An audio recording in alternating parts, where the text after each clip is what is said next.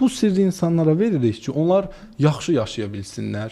Onlar pulu rahatlıqla əldə edə bilsinlər. Yüzlərlə mesaj var. Təşəkkür mesajı. Sağ olun, təlimdə bunu dediniz, mən ev aldım, mən nişanlandım, mən evləndim.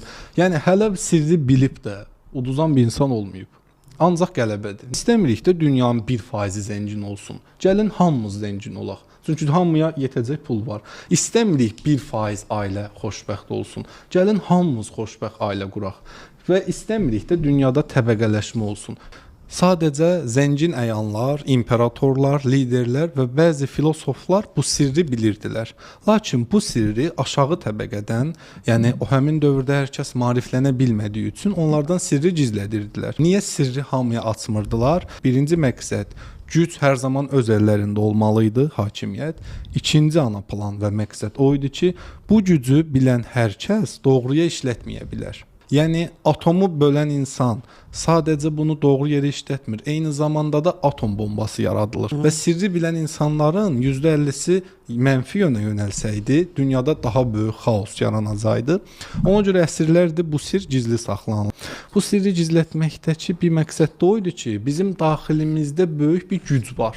O güclə biz hər şey elə bilərik. Bu gizli saxlanılan sirrə görə hələ də dünyada müharibələr, insanlar arasında səfalət, yaşam uğrunda mübarizə, boşanmalar, xaoslar, cinayətlər baş verir. Bunların hamısı sirri bilmədikləri üçündür və kütlənin 98,5% sirri bilmir. İnsanları inandırıblar ki, siz bu həyatda kasıbsınız, narahat olmayın, o bir həyatda varlı olasınız. İnsanları biraz aşılayıblar axı, imam zülmü çəkmək lazımdır.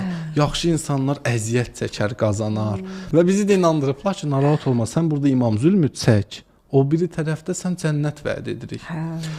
Təbii ki, baxırıq ki, bu insana niyə mənfini proqramlayırsan? Çünki xalqın, kütlənin üçüncü gözü bağlansın, sirri bilməsinlər və özlərini kəşf etməyə vaxt tapmasınlar. Bu sir çox sadədir, amma həm də qəlizdir. Sir qanunu necə bir şeydir? Burada birinci başlayır cəzb etmə qüvvəsindən.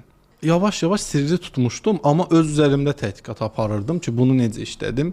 Fikirləşdim ki, bəs mən maşın sürmək istəyirəm və ya maşın almaq istəyirəm, bunu nə edeyim? Zehnimdə bir maşın yaratdım, göyrəkdə bu. Üstündən 3-4 ay keçəndən sonra o mənə elə bir qismət oldu, amma necə? Göyrəkdə deyildi. Qara rəngdə idi. Bizim videomuzu izləyən bir izləyici. Bax, deyə bilər ki, o zaman mən hər gün pul istəyim, pul gəlsin. Mən deyim, prezident olum falan filan. Nəticədə biz doğuşdan nəsə istəyirik. Zəngin olmaq istəyirik, gözəl olmaq istəyirik. Zaten bu sirrin əhəmiyyəti nədən ibarətdir? O adamlar sirri bilmir deyə olmur. Elə sir ordadır da, çünki düsturu bilmirlər. Zaten mən o